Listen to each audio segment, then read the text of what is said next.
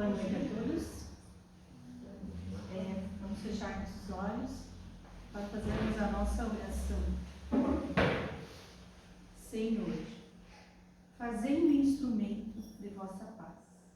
Onde haja ódio, consenti que eu semeio amor.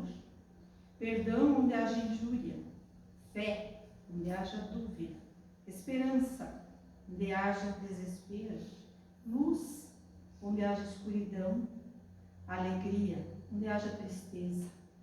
Ó Divino Mestre, permitir que eu não procure tanto ser consolado quanto consolar, ser compreendido quanto compreender, ser amado quanto amar, porque é dando que recebemos, perdoando que somos perdoados e é morrendo que nascemos para uma vida eterna. E assim hoje nós temos como palestrante nosso amigo Cláudio, do Centro Espírita Allan Kardec de Mata, que os bons espíritos inspiram.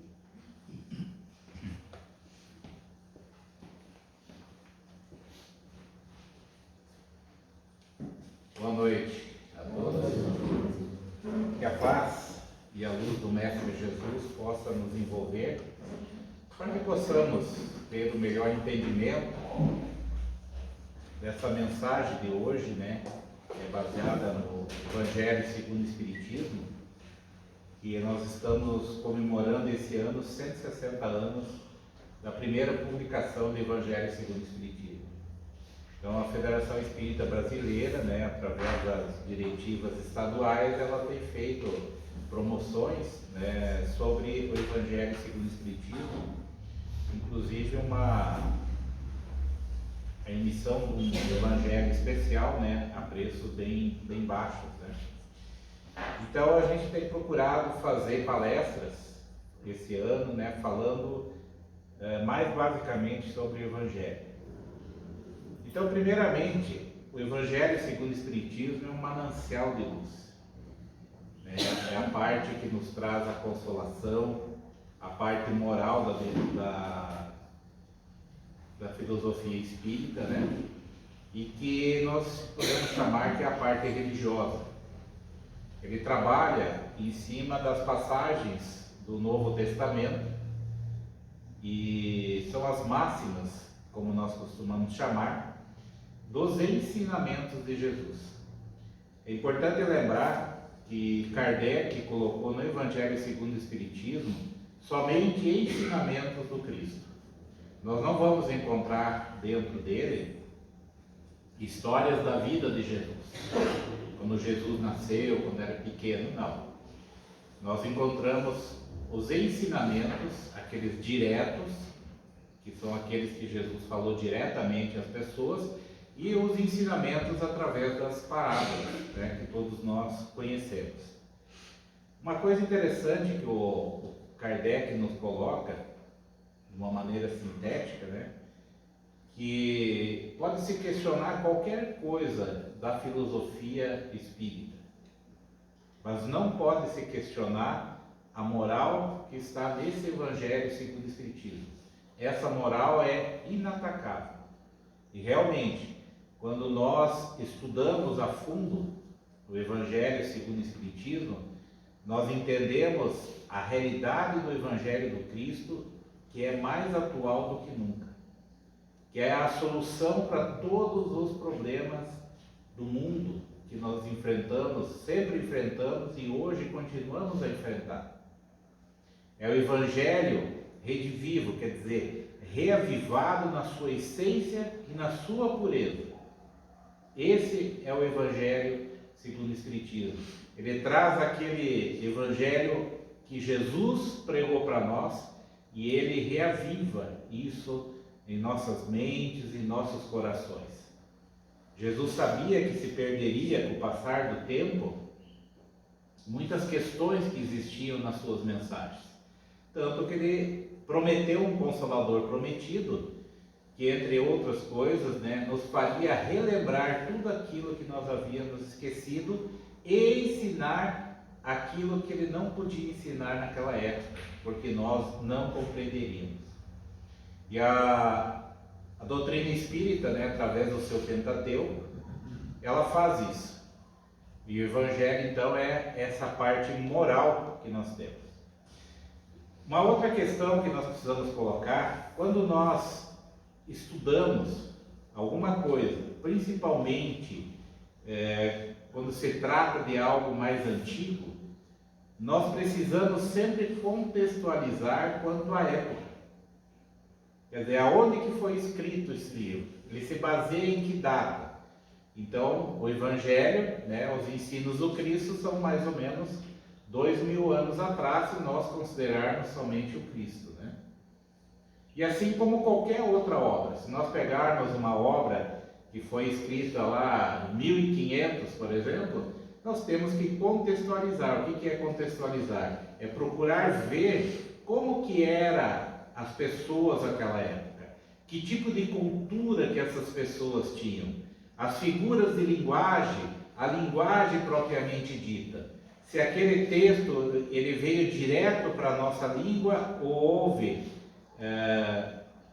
houve diversas traduções, né, que podem ter saído um pouco fora do contexto que a mensagem que quer se passar no determinado livro. Então, com o Evangelho segundo o Espiritismo também, nós precisamos entender a época de Jesus. Como que era aquele povo? Como que eles agiam, a sua religião, a sua maneira de ver as coisas, né? Os seus costumes, as suas leis civis também que existiam na época. E Jesus, ele, né, quem conhece um pouco das histórias do Evangelho, quantas vezes não tentaram fazer pegadinha com Jesus? Fazer com que ele caísse, né, os fariseus, tentando fazer com que ele fosse contra a lei mosaica, né, contra a lei divina que eles tinham, com a base dos 10 mandamentos, e também contra o poder romano. Tentaram muitas vezes fazer com que ele se contradissesse para que pudesse então prendê-lo, jogá-lo aos leões, né, como se fala. E Jesus sempre, como não era o momento, sempre conseguiu sair daquilo porque ele conhecia o íntimo das pessoas. Ele sabia muito bem o que aquelas pessoas estavam querendo fazer. Por quê? Porque Jesus não é um espírito como nós. Jesus é um espírito crístico, que, como são chamados, que são espíritos de extrema envergadura, de conhecimento moral e intelectual. Então, aquilo que nós entendemos por conhecimento intelectual e moral, Jesus já tinha há muito tempo. Tanto que ele é um espírito que ele coordenou todo o processo da formação da Terra. A Terra é estimada pela ciência em 4 bilhões e meio de anos. 4 bilhões e meio de anos. E Jesus já estava nessa época coordenando esse processo. E ele fala ainda, eu era antes que o mundo fosse. Quer dizer, ele já era o espírito crístico antes que o mundo fosse. Então imagina a elevação, a envergadura moral, né, de um espírito desses. Então ele conhecia cada um daqueles que vinham tentá-lo, que vinham tentar fazer as pegadinhas, ele sabia muito bem a intenção deles. Mas algumas frases e parábolas de Jesus, né, são contestadas por se dizerem inverossímeis, que não tem lógica, a ciência critica muito.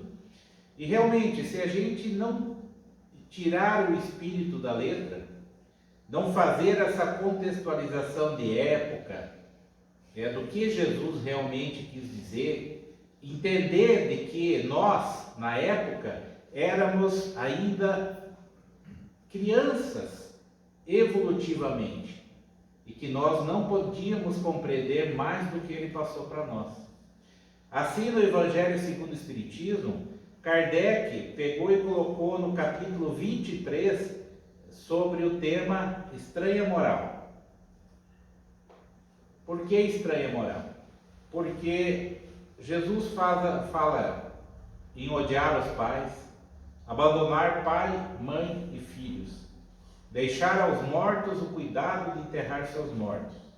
Não vim trazer a paz, mas a espada. Com certeza, todos nós já vimos, essas passagens de Jesus, e isso levou muitas pessoas a se tornarem até descrentes, porque não conseguiam entender o que o Cristo estava querendo falar. Então, nesse capítulo 23, por exemplo, sobre odiar os pais, é uma passagem de Lucas. Ele nos fala assim: como nas suas pegadas caminhasse grande massa de povo, Jesus, voltando-se, disse-lhes: se alguém vem a mim e não odeia seu pai e a sua mãe, a sua mulher e a seus filhos, a seus irmãos e irmãs, mesmo a sua própria vida, não pode ser meu discípulo. E aí vem aquela história: como assim? Eu tenho que odiar a minha família, eu tenho que odiar essas pessoas que eu amo para poder ser discípulo do Cristo? Para ser discípulo do Senhor? É uma coisa que fere totalmente aquilo que nós conhecemos do amor, da bondade, da caridade que o Cristo tinha. Só que veja o que nos diz André Pisani. Ele foi um advogado na corte imperial de Lyon, na época de Kardec. Ele nos fala assim, que non odite em latim, ou kai ou misei em grego, não quer dizer odiar, porém amar menos. O que o verbo grego misei exprime, ainda melhor o expressa o verbo hebreu de que Jesus se há de ter servido. Esse verbo não significa apenas odiar, mas também amar menos, não amar igualmente, tanto quanto ao outro. Então vem aquela questão, Nós temos no vocabulário nosso do português, nós temos palavras que dependem do contexto do que estamos falando. Mas no inglês, por exemplo, acontece muito mais. Tanto que quando a gente vai fazer alguma aula de inglês, os professores falam assim, não tenta traduzir no literal. Você tem que esperar para ver o contexto da frase, para você entender o que aquela palavra significa ali. Tem palavras que têm N significados, na língua inglesa, e que se você colocar aquilo numa tradução literal, não vai ter sentido. E nós temos hoje, a língua inglesa tem, mas a portuguesa principalmente, tem milhares de palavras para nós expressarmos aquilo que nós queremos dizer. O povo na época de Jesus, o aramaico, essas línguas, era um pouco o vocabulário deles era muito pequeno para que eles pudessem expressar. Então, muitas palavras você tinha que realmente pegar o contexto para entender o que estava dizendo. Esse é o caso, desse verbo. Então, como é que ficaria se nós substituirmos o termo na frase? Se alguém vem a mim e amar menos a seu pai e a sua mãe, a sua mulher e a seus filhos, e seus irmãos e irmãs, mesmo a sua própria vida, não pode ser o meu discípulo. Agora tem coerência. Jesus está dizendo para nós, olha, não adianta você vir e só amar a mim, você tem que amar a sua família, você tem que amar a sua vida. Aí tem coerência com os ensinamentos do Cristo. Veja o quanto é complicado quando a gente não consegue entender esse contexto. E nós precisamos. Na realidade, se a gente pegar nos dias atuais, até as diferenças regionais que nós temos no Brasil, que é um país enorme, nós temos diferenças regionais aqui do Sul com nossos irmãos do Nordeste. Certas palavras, às vezes a gente nem entende o que significa, porque são palavras regionalizadas, como aqui no Sul também. Eles não gostam, mas o que quer dizer tal coisa? Então, veja como, se isso acontece entre nós aqui, imagina naquela época um vocabulário tão pobre que se tinha, né? No item 2 desse capítulo 23, ele nos fala: aquele que ama a seu pai ou a sua mãe mais do que a mim, de mim não é digno. Aquele que ama a seu filho ou sua filha mais do que a mim, de mim não é digno. Esse é um texto de Mateus. Parece aqui que ele está contradizendo o anterior, né? Porque no anterior ele fala que tem que amar a sua família e coisa e tal, para seguir ele. E aqui ele está dizendo que não pode amar o pai, a sua família e coisa e tal, mais do que ele. Não é digno dele, quer dizer, não serve para servir ele. Acontece que nessa passagem, Jesus usa a família como uma exemplificação da materialidade. Por quê? Porque os papéis familiares que nós temos aqui na Terra, eu sei que eu vou chocar o coração de muitas mães aí, mas o seu filho não é seu filho, é seu irmão. São papéis que nós temos somente aqui na Terra. Esses papéis de pai, mãe, avós, filhos, irmãos, são papéis que nós exercemos na nossa vida durante a Terra. Mas no livro lá, ele vai lá e quer encontrar a mãe. É lógico, o espírito desencarna com a sua psique dessa última vida, tendo aquela pessoa como sua mãe. Mas com o passar do tempo, ele vai entendendo que aquela pessoa que é sua mãe, na realidade é uma irmã, um irmão, né, que vai reencarnar na próxima vida, talvez até com papéis trocados conosco. Nós sabemos que muitas vezes um pai reencarna com o filho reencarna como pai daquele, nessa troca de papéis para efeito de aprendizado. São papéis da Terra, da vida familiar na Terra. Então, temos que olhar com todo amor e carinho, mas são todos nossos irmãos, inclusive aqueles filhos amados e adorados que nós temos. Temos sobre nossa responsabilidade, não são nossa propriedade, são nossa responsabilidade. Então ele está dizendo que quem ama a matéria não é digno dele. Digno é no sentido de quem amar a matéria não vai conseguir seguir os ensinamentos do Cristo. Isso que ele fala de dignidade. Quer dizer, não está apto ainda a seguir os meus ensinamentos. Por quê? Porque a nossa visão é da matéria. Então há essa necessidade da gente deixar a matéria de lado, não é? Um outro tópico que nos fala sobre abandonar pai, mãe e filhos, esse é de Mateus também, nos diz que aquele que houver deixado pelo meu nome sua casa, seus irmãos ou suas irmãs, ou seu pai ou sua mãe, ou sua mulher ou seus filhos, ou suas terras, receberá o cêntuplo de tudo isso e terá por herança a vida eterna. Então esse texto, né, esse ensinamento do Cristo, de novo ele usa a família, né, como uma questão material. E aí ele junta a questão das terras e coisa e tal como um símbolo da matéria. Mas o que ele está pregando aqui? Ele está nos pregando a questão da vida futura.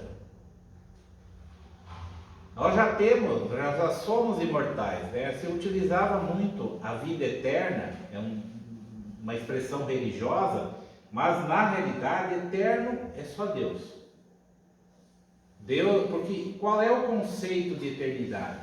O conceito de eternidade é algo que sempre existiu e continuará existindo. A nossa cabeça não consegue processar essa questão de eternidade. Não adianta a gente querer ficar filosofando sobre a questão da eternidade, que nós não vamos chegar a lugar nenhum.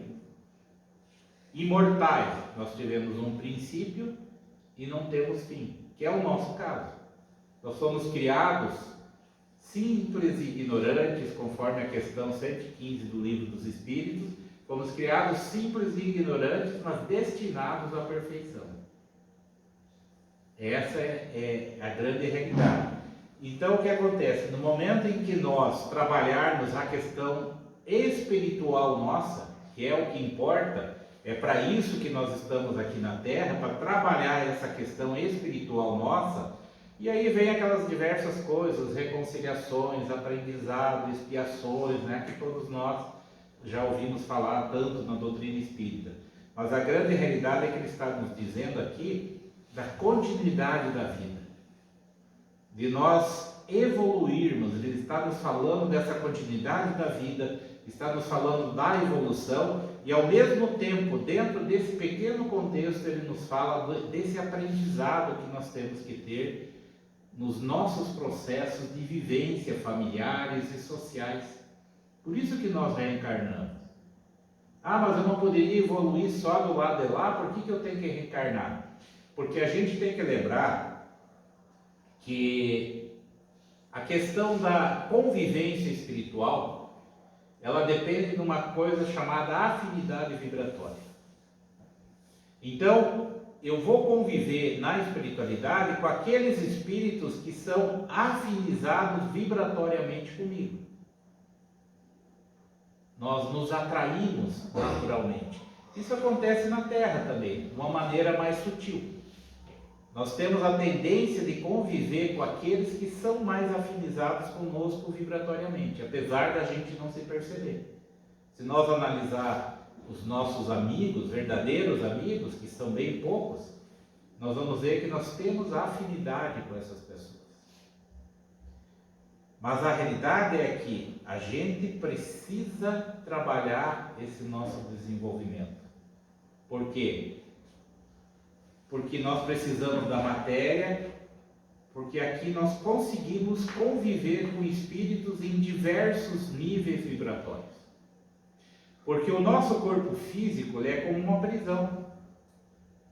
Ele consegue atenuar essa questão vibratória e faz com que nós convivamos um com o outro.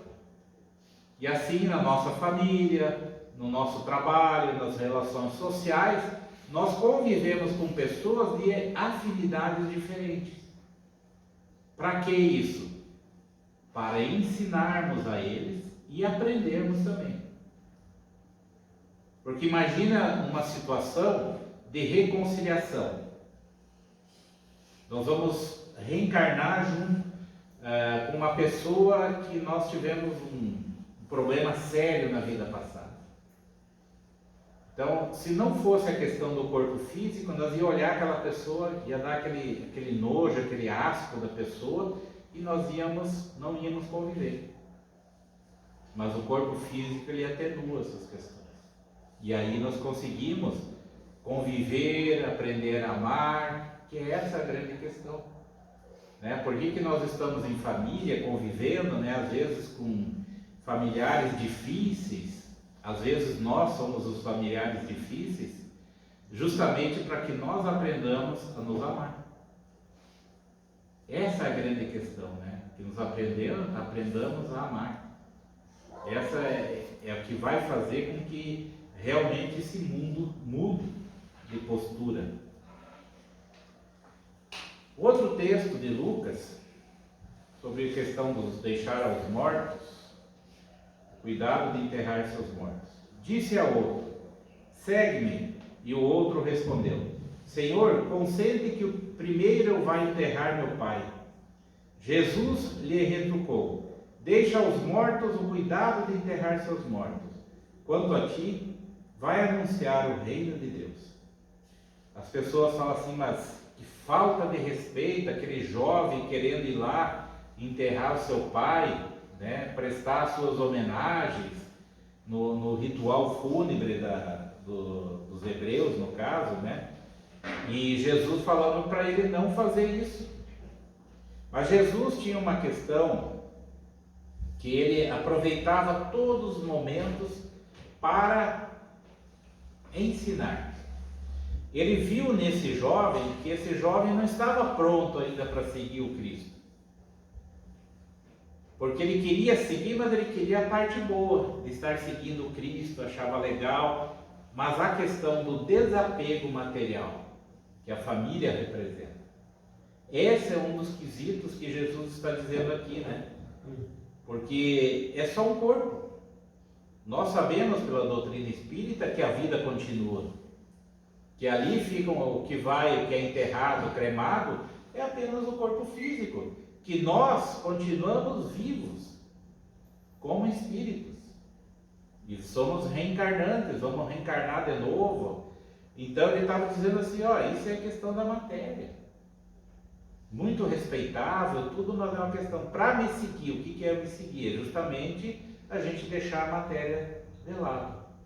Tem também uma outra ponderação sobre essa questão, que quando ele fala aos mortos o cuidado de enterrar seus mortos, existe também a questão de que muitas pessoas estão mortos para essa questão espiritual, ou fazem de conta, né? Então eu vou todo domingo na igreja, eu vou toda quinta-feira no centro espírita, mas eu só vou por ir.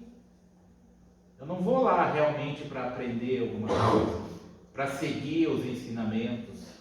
Não importa a religião que a gente siga, desde que nós realmente acreditemos naquela religião e procuremos seguir os ensinamentos do Cristo.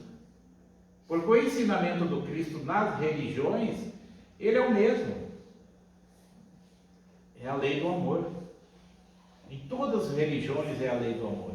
Então, se nós seguirmos, mesmo que para nós espíritas tenha um entendimento muito maior da questão das leis divinas, de todo esse processo maravilhoso chamado evolução, as pessoas que vivenciam os ensinamentos do Cristo, seja no católico, evangélico, e estão satisfeitas com isso, maravilha. Nós temos cristãos em todas as religiões do mundo. Existem cristãos lá dentro. Nós temos aquela questão de generalizar, que o evangélico é assim, então todos são assim. Não, não são todos. Lá nós vamos encontrar um cristão. Tem irmãos evangélicos que fazem trabalhos que espírita não tem coragem de fazer. Nós vamos encontrar cristãos até em ateus, que podem dizer que não acreditam em Deus, tudo, mas eles fazem trabalhos de caridade muito maiores do que muitos espíritas. Então é vivenciar a sua religião. Essa é a grande questão. Nós temos que trabalhar isso. No mais, é morto cuidando de enterrar seus mortos. A próxima sempre traz bastante discussão, né? Não vim trazer a paz, mas a espada. Esse é um texto de Mateus. Não penseis que eu tenha vindo trazer paz à terra. Não vim trazer a paz, mas a espada. Porquanto vim separar de seu pai o filho, de sua mãe a filha, de sua sogra a nora, e o homem terá por inimigo os de sua própria casa. Algumas considerações sobre esse texto, né? Primeiro, a gente olha isso aqui, parece os dias atuais, né? As questões políticas, religiosas, parece os dias atuais. Uma outra coisa, isso é os comentários. Espírita não fofoca, né? Mas analisa a vida alheia para tirar ensinamentos. Quando eles falam que Jesus, por exemplo, na questão da sogra e da nora, não precisava ter falado isso, que elas iam se separar. Porque desde que surgiu a primeira sogra e a primeira nora, elas já estão brigadas.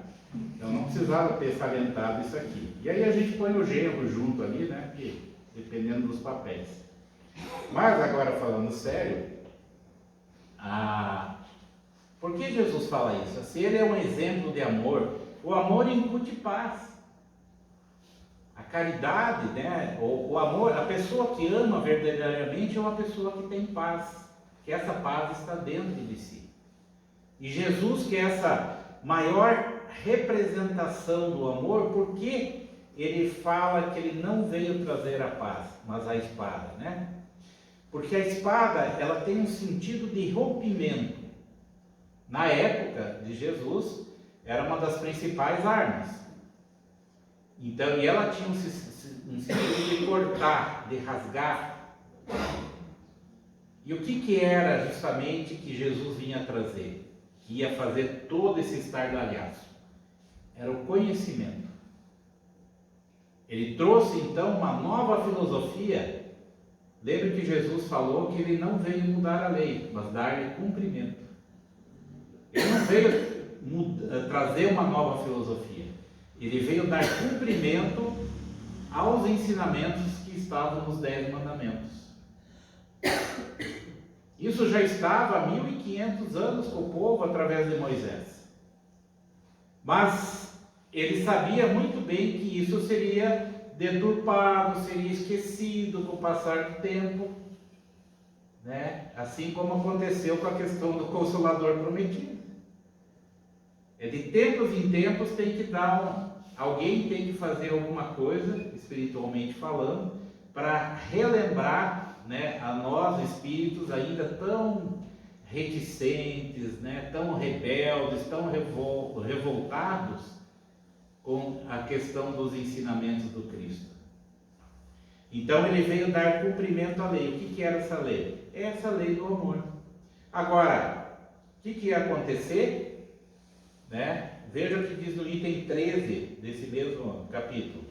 Jesus vinha proclamar uma doutrina que solaparia pela base os abusos de que viviam os fariseus, os escribas e os sacerdotes do seu tempo. Imolaram-no, portanto, certos de que matando o homem matariam a ideia.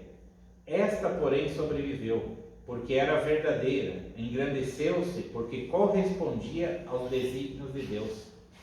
Então essa é a grande questão. Quando se traz um conhecimento, e ele deve ser, logicamente, analisado, deve ser, né, debatido no bom sentido, porque filosofias, apareceram N filosofias na história da humanidade. Nós vimos nazismo, fascismo, né? Tantas coisas que levaram a um nível de atrocidades que é necessário que haja essa contestação inicial, mas se discutir no sentido de conseguir tirar o melhor daquilo. Agora, o que aconteceu com esses senhores aí? Eles tinham adquirido, com o passar do tempo, além das posses materiais, muito poder. Tanto que os romanos, eles tinham o domínio sobre o povo hebreu, mas eles mantinham essas pessoas nos seus cargos para que eles mantivessem o povo quieto, sem revoltas. Então o que eles faziam? Eles mantinham o poder, eles ganhavam dinheiro, apesar de eles reclamar que tinham que pagar impostos, né? Isso parece os dias atuais também, né? Até hoje a reclamação para pagar imposto. E o fato é que eles mantinham o povo, então, sem incomodar os romanos, porque isso era interessante para eles. Mas o momento em que Jesus traz essa filosofia, renova essa filosofia, que ia totalmente contra aquilo que eles estavam fazendo, com certeza ia trazer essas divisões. E a gente fala assim, mas dentro da família, sim, porque tudo depende dos interesses de cada um. Depende também de como que esse trabalho de marketing, vamos dizer assim, é feito. Por exemplo, na época do nazismo, que eu comentei agora há pouco, houve uma lavagem cerebral pela propaganda que foi feita nazista na época. As pessoas não têm a sua resposta, tem, mas houve uma lavagem cerebral. E na época, para vocês terem uma ideia, filhos entregando pais para a Gestapo. Pode falar assim, mas isso é história. Não. Eu tenho umas cartas que a minha bisavó recebeu de uma amiga dela que morava ainda na Alemanha, que a minha bisa, ela mandava botões, parece estranho, né? Mas ninguém mais tinha botão na época, mandava chocolate, mandava batata, coisas que a gente muitas vezes não valoriza, para eles era como um tesouro, porque a Alemanha estava destruída no final da Segunda Guerra Mundial. Realmente a situação deles era terrível.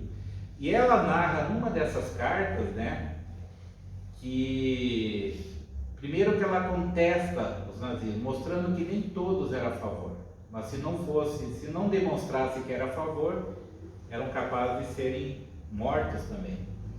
E ela estava contando que numa família vizinho deles, e eles eram aqueles vizinhos de antigamente, né, viviam 30, 40, 50 anos um do lado do outro, que uma família judia foi levada pelos nazistas, e os pais, os amigos deles, né, os pais do rapaz se condoeram, porque era uma família de amigos de tanto tempo, eles sentiram aquilo. O filho foi lá e entregou os pais para a SS, e os pais dele foram levados. Então veja como as divisões acontecem, né, com essa propaganda. E a gente não vê nada diferente na época.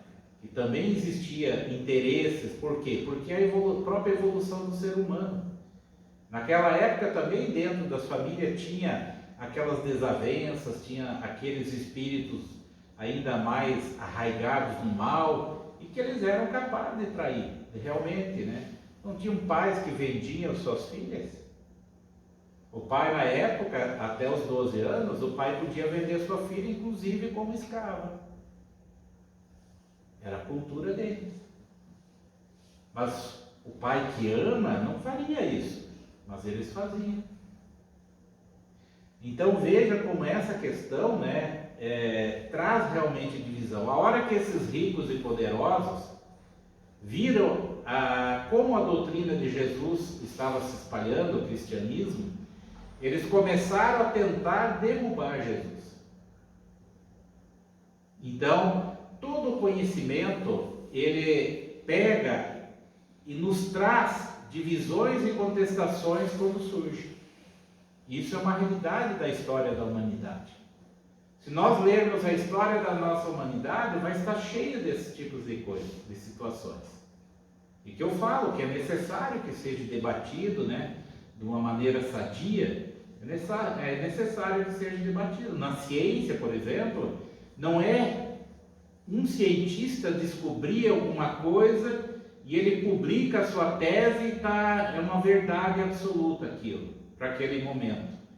Não, na ciência, vários pares precisam comprovar aquela experiência dele, fazer os mesmos passos que ele fez e chegar nos mesmos resultados. A partir que, 2, 3 façam isso, aí sim aquilo é considerado uma verdade científica. É ruim isso? Não, pelo contrário. É importantíssimo que isso aconteça. Porque senão, qualquer cara, né, meio doido, às vezes da cabeça, vai lá, inventa uma história. Mas eu sou um cientista, então isso é verdade. Não. Precisa haver uma comprovação. E com relação às ideias, dos conceitos, é a mesma história. Então Jesus sabia muito bem que é essa reavivação, né, da lei, porque Jesus veio dar cumprimento à lei divina, que eram os 10 mandamentos, não as leis civis de Moisés. Isso aí é outra história, ele não mexeu com isso. Então ele sabia muito bem que a hora que ele fosse fazer isso, essas pessoas ricas e poderosas da época, eles iam se preocupar com isso. Eles iam por quê? Porque eles tinham medo de perder isso. Eles sabiam que muitas coisas que eles estavam fazendo eram erradas. E que isso poderia despertar o povo para as realidades que eles não queriam que vissem. Então veio trazer, e a gente sabe pela história, né, os rompimentos que houve na época, né?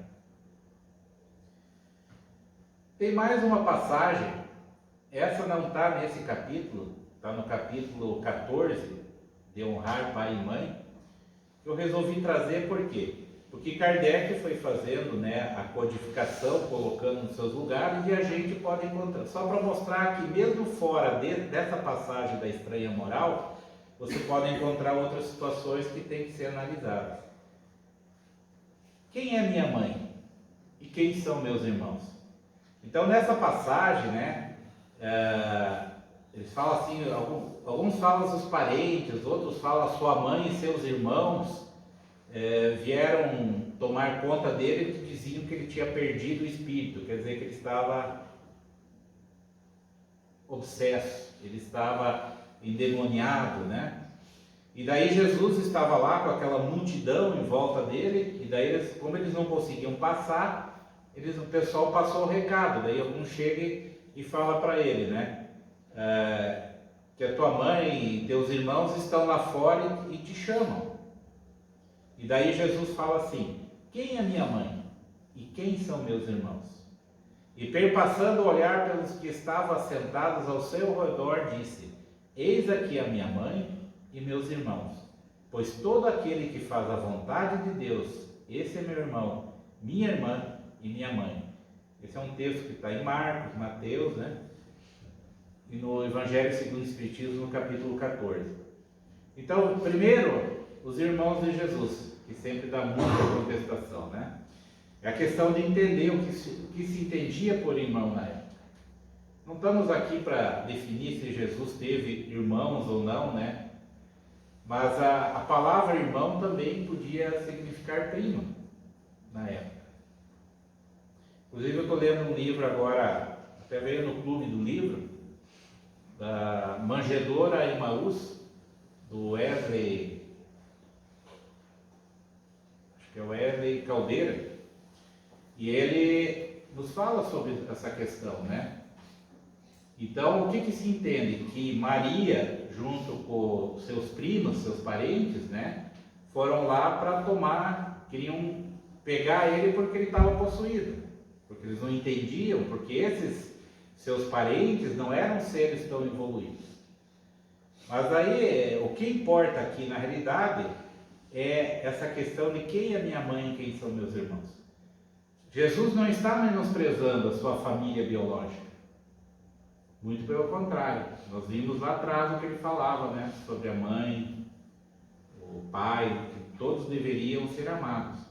O que ele estava querendo dizer aqui, ele estava nos mostrando que, espiritualmente falando, todos somos irmãos perante Deus. E essa é a grande realidade, que todos nós somos irmãos, porque todos somos filhos de Deus. Todos tivemos o mesmo princípio. Todos temos o mesmo destino. Esse meio de caminho depende do nosso livre-arbítrio. Então, Jesus, ele nos traz sempre a questão do amor. E nós precisamos tomar muito cuidado ao analisarmos os textos e buscar os subsídios necessários para que possamos entender. Ainda bem que hoje, né, temos vários historiadores, espíritas que fazem esse trabalho por nós, e bastando para que nós estudemos, para que nós compreendamos esse Cristo. Quando nós ouvirmos falar que o Cristo fez alguma coisa que vai contra aquilo que nós conhecemos desse irmão de amor, desse irmão tão caridoso, tão carinhoso com todos nós, que jamais vai deixar que nenhum de nós nos percamos. Como ele fala na passagem do bom pastor, que o bom pastor vai deixar 99 ovelhas no aprisco e vai atrás daquela ovelha desgarrada, daquela ovelha perdida. Assim é o nosso Cristo, assim é o nosso irmão chamado Jesus. Ele representa a maior expressão do amor que Deus tem por nós. Se Ele já tem esse amor, imagina Deus, nosso Pai Celestial, que nos criou, que nos dá as oportunidades das reencarnações, nos propiciando que nós, apesar dos nossos erros, das nossas falhas, que nós recuperemos o nosso passado delituoso, porque Ele quer a todos nós ao seu lado, não daquela maneira de eternamente adorando, como se Ele fosse um Deus egoísta, não. trabalhando, ajudando a todos os irmãos que estão para trás. Porque nós não podemos realmente deixar a vida para trás. Meus parentes lá, eles que se virem. Porque isso é prova do egoísmo. O amor verdadeiro não deixa nenhum para trás. E o Cristo, ele veio justamente para nos ensinar a isso. Eu, da minha parte, sempre que falo que Jesus fez tal coisa que não condiz com o comportamento de paz, com o comportamento de amor que ele sempre expressou, eu tenho meus cuidados de analisar isso. E nós vemos as histórias que se passam, como os vendilhões do templo, por exemplo, que diz que Jesus chegou lá, foi dando tapa, derrubando, as mercadorias, o dinheiro daquelas pessoas que lá estavam, porque não deveriam comerciar com as coisas santas. Já a história de alguns historiadores nos falam que assim como acontece nos dias atuais, Jesus tinha seus apóstolos e seus seguidores. E os seus seguidores, aqueles que estavam de repente muito animados com aquela novidade, eu sou seguidor do Cristo, e já foi dando tapa nas mercadorias daquelas pessoas que lá estavam. Mas na história bíblica ficou como sendo o mestre. Será? Será que Jesus agiria de uma maneira tão diferente desse Cristo de amor e de luz que veio até nós nos trazer essas mensagens de amor e de paz? Esse Cristo que, conforme a questão 625 do livro dos Espíritos, nos diz que é Ele que nos serve de guia e modelo para as nossas vidas. E é esse Cristo de amor, esse Cristo de paz, que nós devemos ter em nossa vida, em nosso dia a dia, em nosso coração, em nossos atos, no relacionamento com todos os nossos irmãos. Esse Cristo de amor, que deve fazer com que os nossos corações se exultem de alegria no momento em que nós nos encontramos enredados pelas suas energias dúlcidas e amorosas e balsamizantes, nos fazendo ver o quão belo é amar, o quão grande é o amor de Deus, nosso Pai, e de Jesus, nosso Mestre, por todos nós.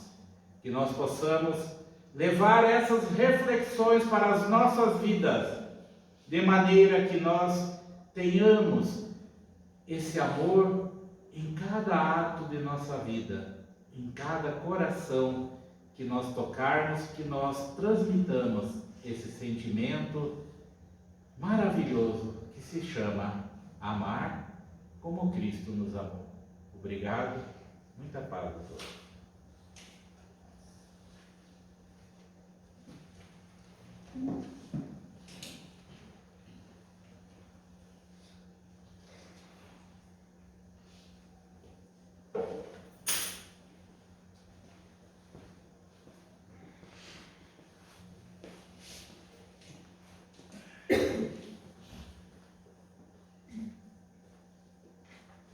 Obrigada, Cláudia, pela excelente palestra.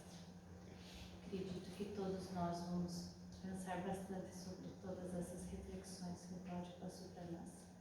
A casa está sempre aberta para um retorno breve seu.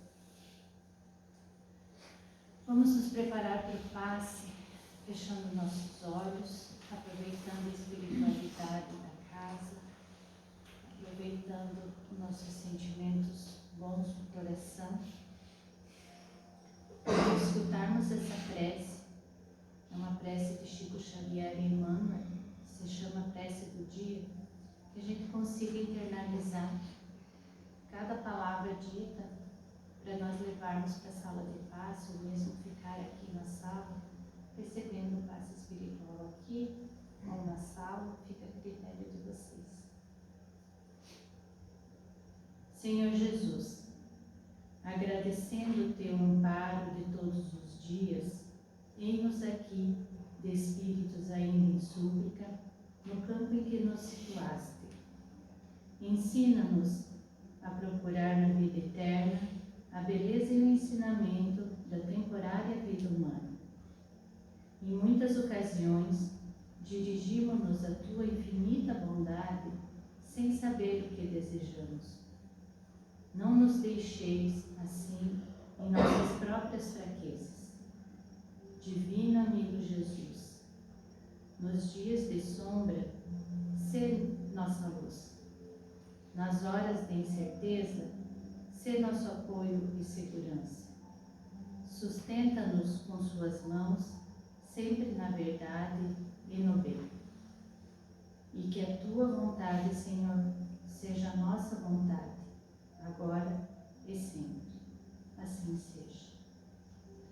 Podemos ir para o paz.